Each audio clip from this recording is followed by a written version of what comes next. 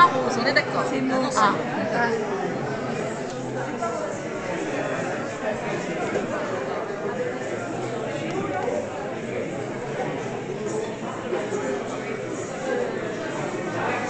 Bonjour Sandra, Bonjour Dominique. donc, nous sommes toujours au salon de Saint-Honoré-les-Bains et je vois que tu exposes beaucoup de livres avec un thème qui t'est cher, les légendes. Oui, tout à fait. Depuis 20 ans que j'écris, effectivement, je me consacre essentiellement aux légendes, aux contes et à présent aux traditions. Oui, parce que tu as une nouveauté, tradition de Puiser-Forterre. Tout à fait. Donc cette nouveauté fait suite à Tradition du Morvan. Donc contrairement justement aux légendes classiques, ici j'ai pris l'histoire d'une famille fictive, je le précise, les Jacquinot, et je les ai fait vivre dans un contexte des années 1900-1930, alors 1900 pour Tradition du Morvan, 1930 pour Tradition de Puiset. Et donc je les fais vivre également à travers toutes les traditions de ces deux régions. Et donc en fait quand tu dis à travers l'histoire des familles, donc il y a une vraie histoire, contrairement aux légendes où c'est plein de petites histoires. Oui, oui, bien sûr. Alors je ne prétends pas avoir écrit 2 romans à suspense, mais par contre effectivement il y a une trame avec des personnages que l'on retrouve. Le fils de la famille Jacquinot qui, suite à une légère faute, est obligé d'aller se marier avec Augustine Michon en Puisaye. Très bien, donc du coup tu as débordé sur la Puisée. Tu avais déjà commis Légende de Puiser-Forterre aussi. Oui, oui, tout à fait, parce que j'ai un éditeur originaire de Puisaye qui m'a fait découvrir cette belle région et du coup ça m'a donné vraiment envie d'approfondir mes visites et d'approfondir également mes connaissances sur cette région pour en écrire des légendes.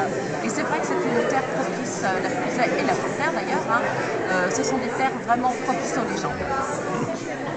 Alors tu parlais de roman, mais tu as aussi écrit un roman, Le train mystérieux du Morvan. Oui, un petit roman donc, que j'avais tout d'abord publié à mes débuts et que mon éditrice, Marie-Laure Genet de L'Or et la Plume, m'a permis Qui est là. qui est là d'ailleurs, m'a permis de rééditer. Donc c'est un roman jeunesse fantastique destiné aux collégiens. D'accord, d'accord. Alors tu as toujours dans le chapitre des légendes des châteaux en Bourgogne et légendes de Noël en Bourgogne. Oui d'ailleurs, Noël c'est très très approprié, ça rafraîchit pour aujourd'hui. Oui, c'est vrai. Oui, oui, alors donc je On vais ne devrait pas préciser. avoir de neige. Je vais préciser tout d'abord que j'ai 3 éditeurs. Donc les éditions de l'Escargot Savant, chez qui je publie Légendes de Château en Bourgogne et Contes et légendes du Morvan. Donc mes éditions de base, les premiers qui ont cru en moi. Ensuite les éditions Temps Impossible, Dominique Vallée donc, qui m'a offert également la chance de publier d'autres légendes. Et L'Or et la Plume, Marie-Laure Genet, avec qui je travaille depuis déjà plus d'1 an et avec qui je sors, qui a sorti également des légendes pour la jeunesse, une réédition de légendes adaptées pour la jeunesse, à noter, ce roman, Le Mystérieux Été, et des légendes de Noël. Et à présent, on est en train de travailler avec Stélie dont tu as fait d'ailleurs une super interview, sur un livre jeunesse, Le Meneur de Nuit. Oui, tu as déjà écrit d'autres livres avec, justement avec Stélie. Oui, bien sûr. Alors, Sauvons les fées, qui est ici. Et également, donc, Le Pont de l'Étoile qui est alors, épuisé. Le Poron de l'Étoile, qui est épuisé. Et ce livre-là, Le Poron des lutins, a été C'est pas Stélie. illustré par Anna Brashkevich, une amie d'Elos. Alors sinon, qu'est-ce que dire? Et les projets à venir, c'est quoi exactement? Donc c'est... Alors normalement, le prochain projet, c'est Légende de l'Ossois, et avec donc les éditions L'Or et la Plume, ainsi qu'un recueil court-lettrage. Alors les courts-lettrages publiés par Dominique Vallée, la petite collection fiction d'ailleurs pour sympathique, sur la mythologie, les créatures mythologiques, niveau 6e. Parce qu'il faut savoir que les éditions Temps Impossible également publient des romans sur différents niveaux du collège au lycée même d'ailleurs. D'accord. Donc pour les chemins des mystères aussi, je ne sais pas si tu en as, mais voilà. Très bien. Et alors, qu'est-ce que tu pourrais nous dire sur ta façon d'écrire? C'est-à-dire, à quel moment de la journée tu écris? Est-ce que tu as des rituels? Est-ce que tu as des habitudes pour écrire?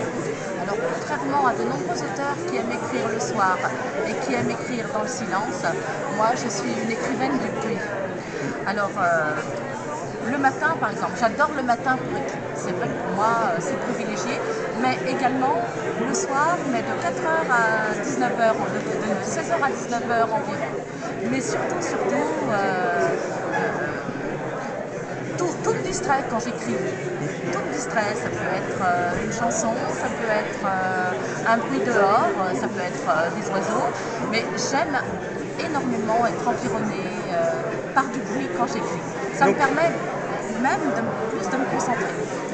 Donc, oui, mais alors quand tu dis tout me distrait, tu aimes bien avoir des bruits aux alentours, c'est ça que tu veux dire? Oui, voilà, j'aime avoir les bruits. Alors, tout est relatif pour le bruit, mais...